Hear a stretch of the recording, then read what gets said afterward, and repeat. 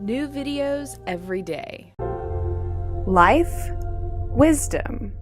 Hi, I'm Dr. Colin Ross. I'm a psychiatrist. I live in Dallas. And what I want to talk about today is chemical imbalance.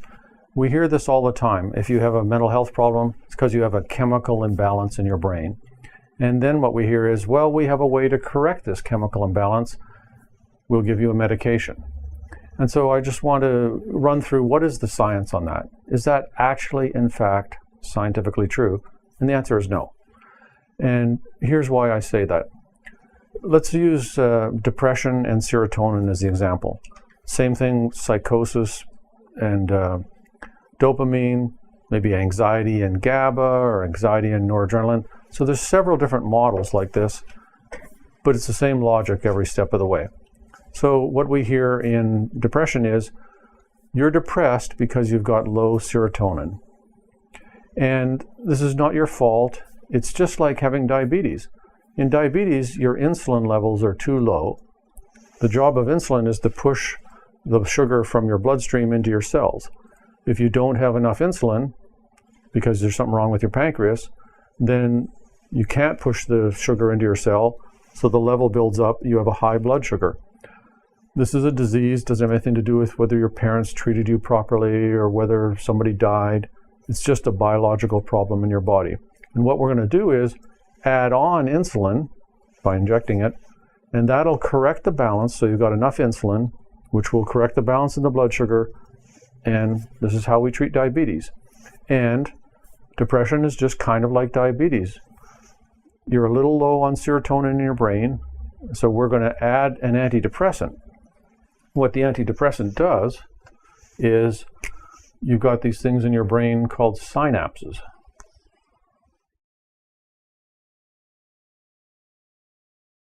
So this is nerve 1 in your brain, and this is nerve 2. And then all of this part is scientific facts.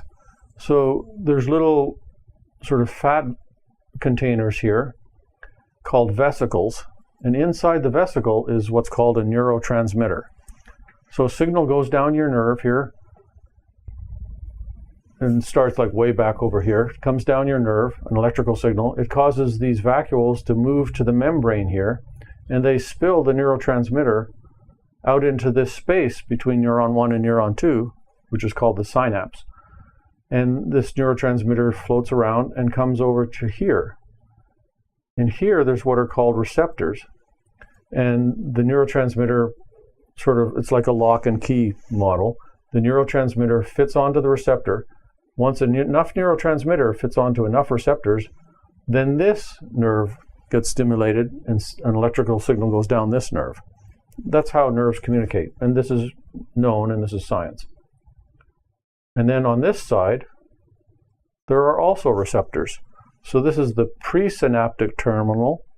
This is the postsynaptic terminal. Once the neurotransmitter is out here, you don't want it just sitting there forever because it'll be continuously stimulating this nerve. So what you do is the neurotransmitter hooks onto the receptor here, and it gets transported back into the cell. So this is how you clear it out.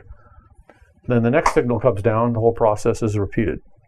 So if the neurotransmitter in this system is serotonin, we've got serotonin receptors here. And this is called the reuptake mechanism, where serotonin in the synapse is taken back up into nerve number 1. So the new antidepressants are selective, meaning they only act on serotonin. Selective serotonin reuptake inhibitors. So what the drug does is it comes and sits here on the receptor. It blocks the receptor so the neurotransmitter can't get taken back up as well. So therefore the neurotransmitter stays in the synapse longer, and it stimulates the cell more, and the system comes back into balance. So you can't inject serotonin because it won't make it into your brain, but you can take a drug by mouth, block the receptor, and that boosts the system back up. And this is actually what these drugs do. They do attach to these receptors, and they do block uptake. So therefore it all fits together. We know your serotonin's low, we boost the level back up, depression goes away. Well, big problem in the whole thing is the antidepressants aren't actually any more effective than placebo. But if this model was true, if depression is actually like diabetes, what happens when you go to see an internist? He doesn't go, oh, tell me how you're feeling today.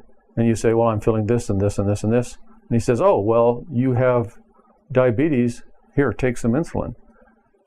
The internist always measures your blood sugar. No doctor treats diabetes without checking the blood sugar to make the diagnosis. And you always keep rechecking the blood sugar to make sure you're giving the right dose and things are adjusted properly. When you go to see a psychiatrist, you can't measure serotonin in the blood because it's swamped out by all the serotonin from your gut.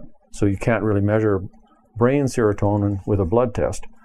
But you could do a lumbar puncture or spinal tap and find out the serotonin level in your brain fluid.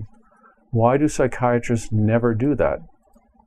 Well, for one thing, it's inconvenient, it's expensive, it can cause side effects. But the main and insurance won't pay for it. But the main reason that psychiatrists don't do these lumbar punctures to check the serotonin level and then adjust it is because we have a whole series of research studies going back for decades looking at serotonin levels in depression and finding that they're not abnormal. So it's not that we haven't quite done enough research and we just need to do a little bit more. Actually, psychiatrists have stopped doing these kind of studies.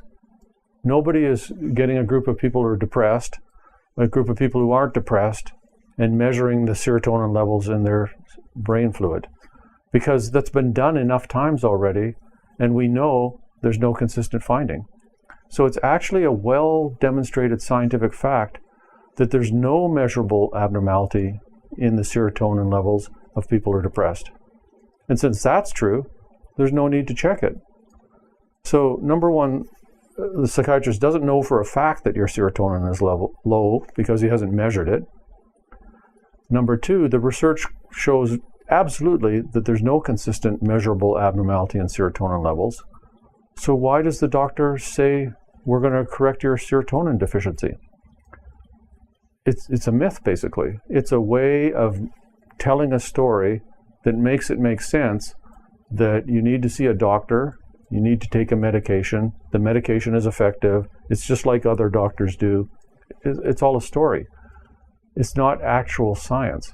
And the core problem is, besides there is nothing wrong with your serotonin system, the core problem is the evidence is clear that the drugs are not, they're either not at all more effective than placebo or at most just a tiny little amount.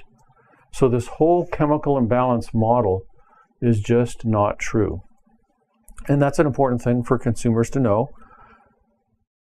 It still could make sense to take an antidepressant because both placebo and antidepressant are more effective than doing nothing. But you shouldn't make that decision based on this chemical imbalance myth.